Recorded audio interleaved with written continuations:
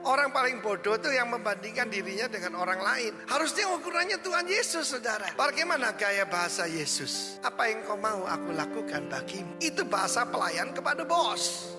Seorang pemimpin harus mengaku kekurangannya. Seorang pemimpin harus tidak malu untuk mengakui keterbatasannya. Tuhan berkata, kamu kebanyakan barang. Berdoalah bagi orang yang menganiaya kamu. Orang rendah hati pasti simpel. Orang simpel itu tanda rendah hati. Salah satunya bisa dilihat lewat garis bibir. Coba perhatikan, orang sombong merasa dirinya hebat tuh gini, mulutnya turun ke bawah. Welek modelnya, welek. Bukan elek saudara, welek saudaraku. Dan semua suami istri mengatakan, my wife is beautiful inside out. Oh diam tuh, para pria. Siapa di sini bangga akan istrinya, angkat tangan. Tempat-tempat yang paling sunyi justru adalah sebagai pemimpin. Apakah produk dari gereja? Kingdom leaders, pemimpin-pemimpin yang berwawasan kerajaan. Kita bisa lihat di mana-mana pilgub, bahkan saudaraku, pilbub ada yang tidak punya saingan. Saking kurangnya. Pernah ada satu bupati yang menang, lalu pidato pun dibuatkan, dia baca. Ini benar kejadian. Dia baca sambutannya, Bapak 2, Ibu 2. Maksudnya bapak-bapak, ibu-ibu. Maaf, saking tidak sekolah dia baca Bapak 2, Ibu 2. Itu pun dia nyepelnya setengah mati. Tetapi saudaraku, saya ingin menunjukkan kepada saudara, yaitu bagaimana menuju new heights. Salah satunya terutama dalam relationship. Karena kualitas kehidupan itu adalah hubungan. Hubungan dengan Tuhan, hubungan dengan pasangan hidup kita, hubungan dengan sesama, hubungan dengan semua orang, termasuk hubungan dengan musuh. Hanya Yesus mengajarkan, love your enemy. Pray for those who persecute you. Berdoalah bagi orang yang menganiaya kamu. Tapi doanya bukan gini, kiranya dilaknat, kiranya disambar petir. Bukan. Ketika mendengar orang yang memusuhi dia ada di lapangan golf, kesempatan Tuhan, kesempatan.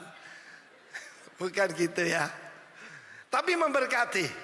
Untuk itulah kita dipanggil, untuk menerima berkat dan menjadi berkat. Mau?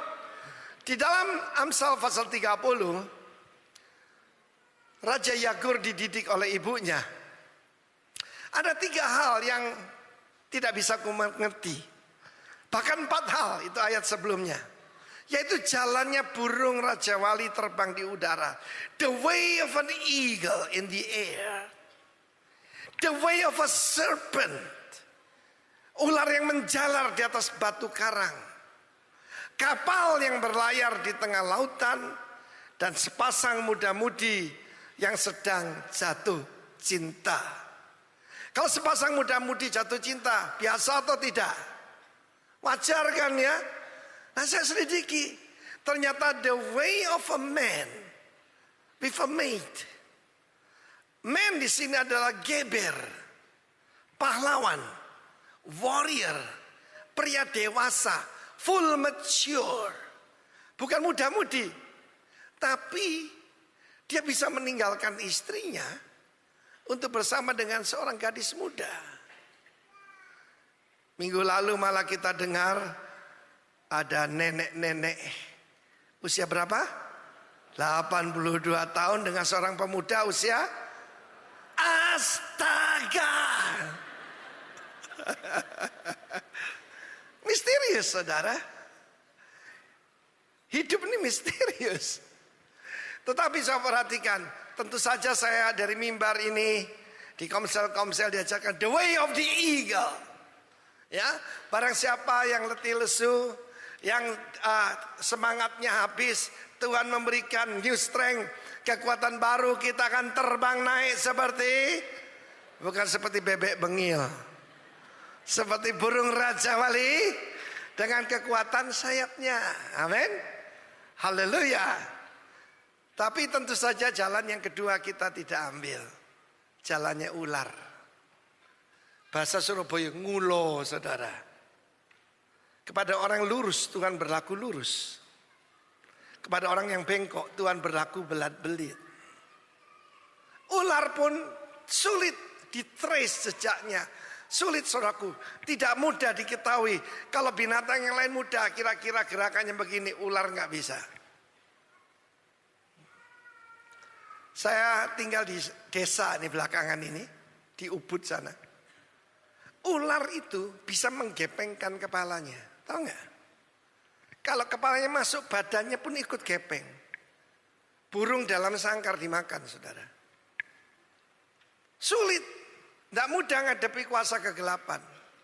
Hanya harus dalam nama Yesus. Ketiga, seperti kapal di tengah samudra. Lah kalau kapal di danau Bedugul gampang, saudara. Tapi samudra itu sesuatu yang misterius. Sesuatu yang tidak pernah kita tahu.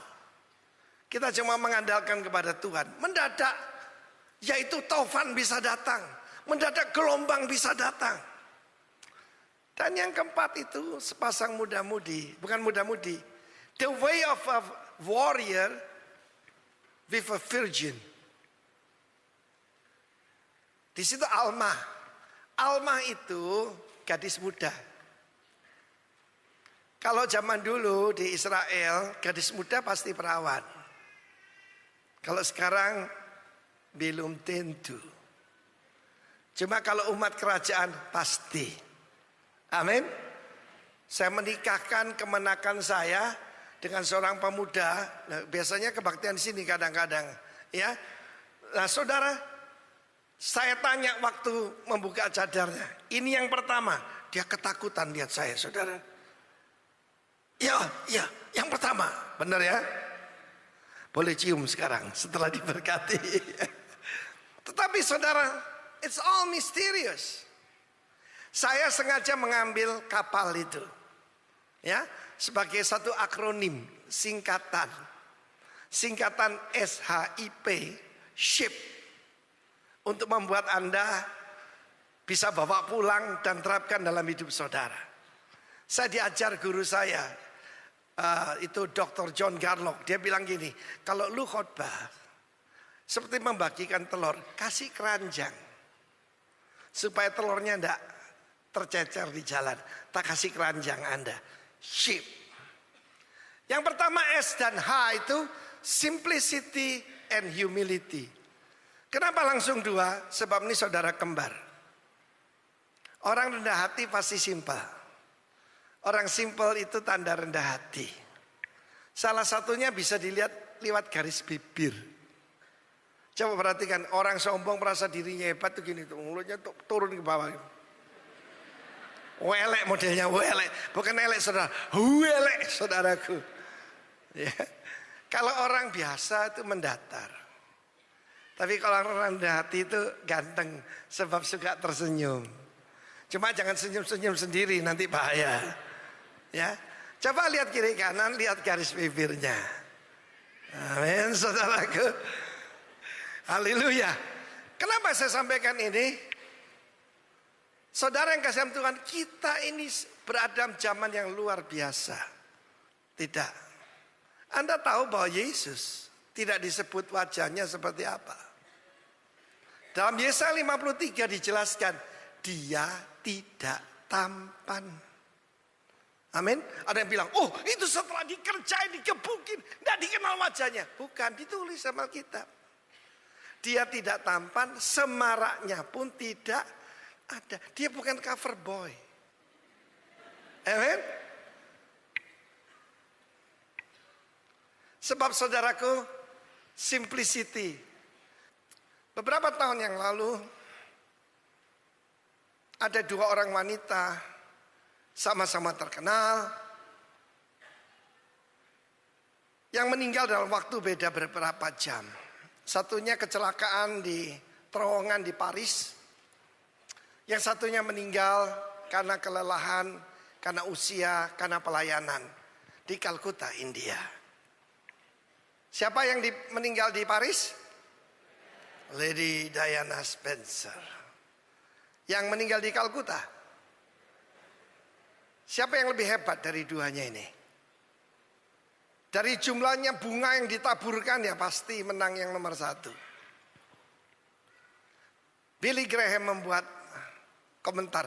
Dia tuh jarang komentar apalagi tentang wanita. Sekali itu dia komentar, saudara. Dia berkata begini. Bahwa Lady Di is beautiful outside. Mother Teresa is beautiful inside. Dan semua suami istri mengatakan my wife is beautiful inside out. Kok diam tuh? Para pria. Siapa di sini banggakan istrinya angkat tangan? Ada setengah tiang takut sama mertuanya. Angkat itu. Amin. Beautiful inside out. Oke, saudara, berbicara soal simplicity and humility, number 1, seringkali yang paling sederhana itu paling rendah hati. Dan yang paling rendah hati itu yang paling sederhana. The humblest are often the simplest, and the simplest the humblest. Bandingkan penyanyi luar negeri yang terkenal, yang albumnya terjual jutaan, dengan penyanyi dangdut Indonesia. So bisa lihat perbedaannya. Dan ini kontras sekali, saudaraku. Ya, waduh, pengiringnya begitu banyak. Berapa banyak, saudara, saya sengaja ambil pesawat paling pagi. Pada waktu saya mesti kembali ke sini, saya bilang, Lan, yang paling pagi. Oh, enggak ada Pak Garuda. Whatever. Apa aja. Akhirnya dapat Citylink. Ya, saya enggak pernah naik lain Garuda, saudara. Supaya tadi kan di stop berapa jam, saudara. Gara-gara ada raja yang datang. Tapi kita bersyukur. Raja kita Yesus Kristus. Paling sederhana, paling rendah hati. Dan sebagai pengikutnya, sebagai warga kerajaannya, kita harusnya, saudaraku, seperti sang raja kita. Amin. Pemimpin harus periksa diri sendiri. Jagalah dirimu sendiri. Jagalah pengajaranmu. Jagalah kawanan domba yang aku percayakan padamu. Saya tanya Tuhan akhir tahun. Tuhan, apa yang kurang pada saya? Ada suara sini. Kamu terlalu banyak barang. Oh, kaget saya, saudaraku. Sebab apa? Saya merasa sudah lumayan. Kenapa saya merasa lumayan? Saya bandingkan dengan teman-teman saya. Yang namanya pendeta, saudara. Saya merasa diri saya lumayan.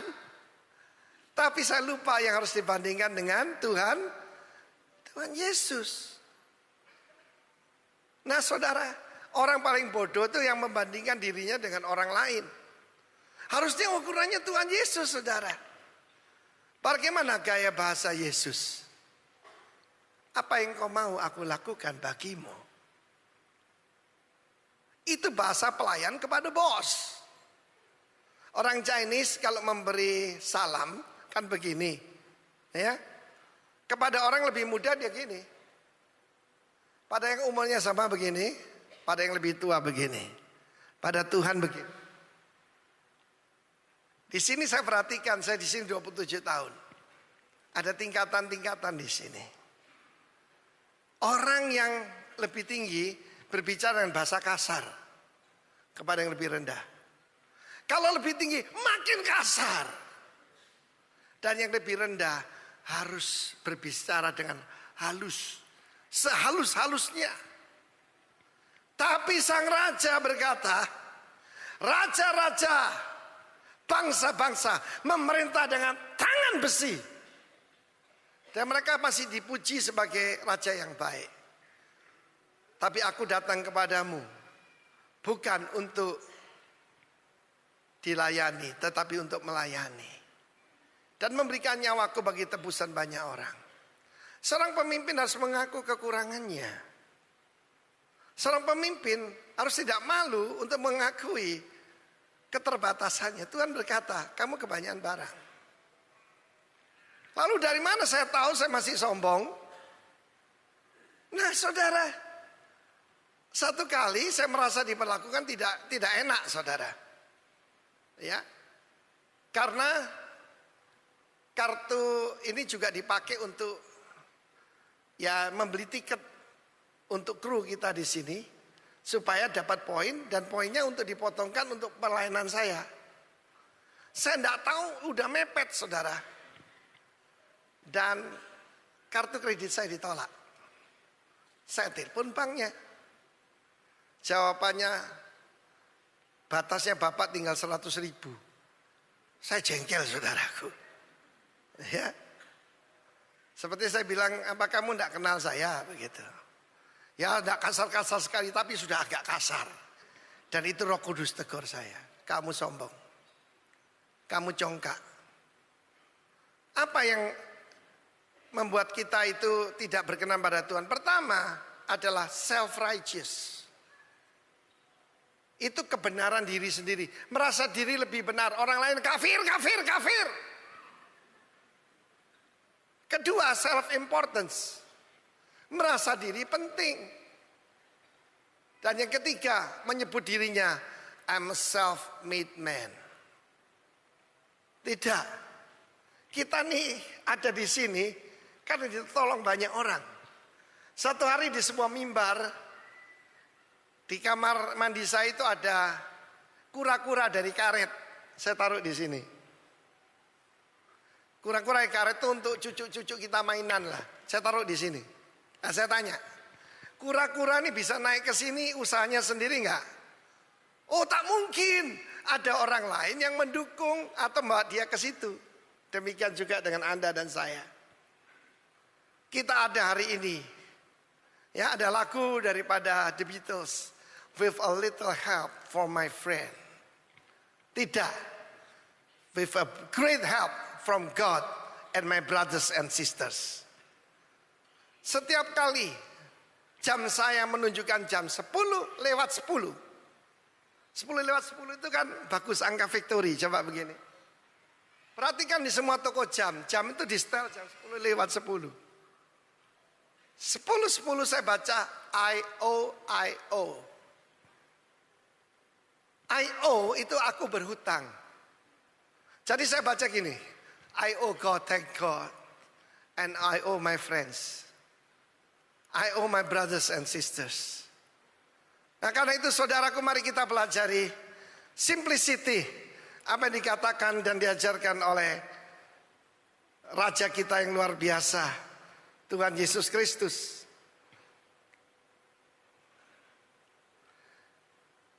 Seringkali sejak kita pelajari tadi bagaimana Tuhan selalu menyediakan, Matius pasal 5 ayat ke-7, yang memanggil ke-12 murid itu dan mengutus, perhatikan perkataan mengutus mereka berdua-dua, yang memberi mereka kuasa atas roh-roh jahat. Setelah diutus disertai dengan otoritas. Dan berpesan pada mereka supaya jangan membawa apa-apa dalam perjalanan mereka kecuali tongkat. Tongkat untuk membantu perjalanan dan juga untuk mukul ular ya. Roti pun jangan, bekal pun jangan, uang dalam ikat pinggang pun jangan. Boleh memakai alas kaki tetapi jangan memakai 2 baju. Apa yang diajarkan Tuhan di sini? Kalau aku mengutus, aku yang menjamin. Kalau aku mengutus, aku yang menjamin. Jadi tidak usah bawa apa-apa. Saya punya pengalaman satu kali diajak seorang pengusaha. Pengusaha ini belum menikah, masih single. Dan saya diajak untuk memberi pekerjaan Tuhan di satu tempat lah. Tapi dia intinya mau ngajak kita jalan-jalan. Dia bilang, Pak Arifin, jangan bawa banyak baju. Saya belikan nanti di London. London loh saudara. Bukan pasar Badung ya. London. Sepatu Pak, pakai sepatu yang enak aja. Sepatu yang bagus nanti saya belikan di Paris. Waduh, pertama kali saya berangkat, kopernya kosong saudara. Itu manusia loh yang janji. Betul-betul koper saya kosong. Pulang tuh penuh saudara. Saking bagusnya. Baju yang dari London itu tahun 2003. Sampai sekarang masih seling, bagus. Ya harganya lebih mahal dari yang lain. Tapi quality. Apalagi Tuhan Yesus, saudara. Seorang pekerja patut mendapat upahnya. Dan Tuhan tegur saya. Kamu kebanyakan barang. Oh, berbahagialah yang sepatunya ukuran sama dengan saya. Yang badannya sama. Sebab saya bagikan, saudara. Arloji juga bagi. Karena saya tidak mau dibilang Tuhan kebanyakan barang, saudara. Saudara, kita diajar traveling light. Coba kita lihat ayat-ayat selanjutnya. Apa yang diajarkan oleh Kristus. Dia berkata, sudahlah kalau aku yang mengutus, kamu tidak usah khawatir apa-apa. Kuasa aja kau berikan, apalagi perlengkapan. Live simply, so others simply live. Bagus sekali ini. Hiduplah sederhana, supaya orang lain hidup. Live simply, so others simply live. Ini kata-kata yang sangat bagus. Tulis di meja kerja saudara. Hiduplah sederhana supaya orang lain bisa hidup. Luar biasa.